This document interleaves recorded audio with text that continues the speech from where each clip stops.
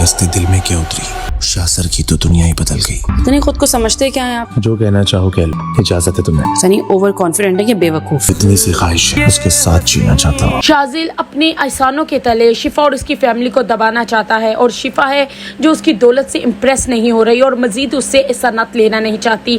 शिफा चाहती है कि वो नौकरी कर कर अपने भतीजे का अपने बलबूते पर इलाज करवाए, किसी का कोई एहसान ना ले। लेकिन उसकी भाभी जब रो रो के शिफा से कहेगी कि मेरे बच्चे के पास इतना टाइम नहीं है, तुम और तुम्हारा भाई कितने साल नौकरी करके पैसे जमा करोगे, तब तक तो मेरे बेटे की सांसें भी नहीं रहेंगी।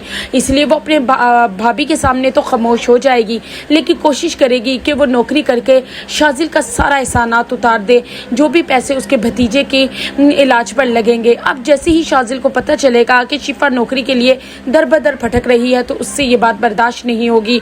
वो शिफा के लिए एक नई कंपनी अरेंज करेगा और उसको शिफा से कहेगा कि क्या वो उसकी पार्टनर बनेगी। ये सब कुछ वो इसलिए भी कर रहा है कि शिफा सिर्फ और सिर्फ उसकी नज़रों के सामने रहे, क्योंकि उसे देखने के लिए उसे मास के घर आना पड़ता है।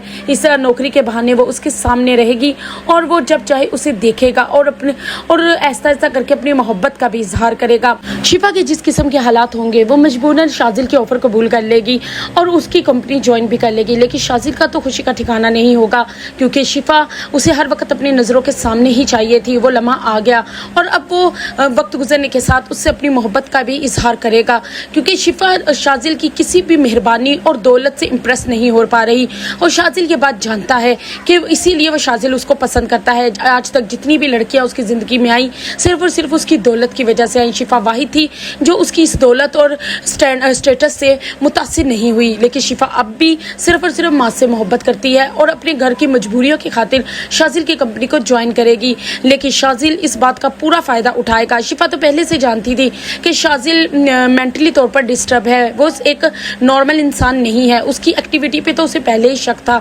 लेकिन वक्त के साथ उसे पता चलेगा कि वो तो शिफा में ही इंटरेस्टेड है और शिफा की खातिर ही उसके घर वालों की और मास की मदद करता आ रहा है। कि शाजिल की मेहरबानियों का ये ढोंग बहुत अरसा नहीं चल सकेगा, बहुत जल्द ये शिफा के सामने आ ही जाएगा। और मास को भी जब इस बात का इल्म होगा कि उसका अपना दोस्त उस पर आज तक ये मेहरबानियाँ सिर्फ इसीलिए करता आ रहा है कि उसकी बीवी पर गलत नज़र है, तो मास को समझ आएगी कि शिफा बिल्कुल ठीक कहती थी कि उसे शाजिल से दोस्ती ख़त्म कर देनी चाहिए। लेकिन तब तक बहुत देर हो चुकी होगी, क्योंकि शाजिल अपने ही दोस्त के पीठ में छुरा घोंप कर शिफा को हासिल करना चाहता है।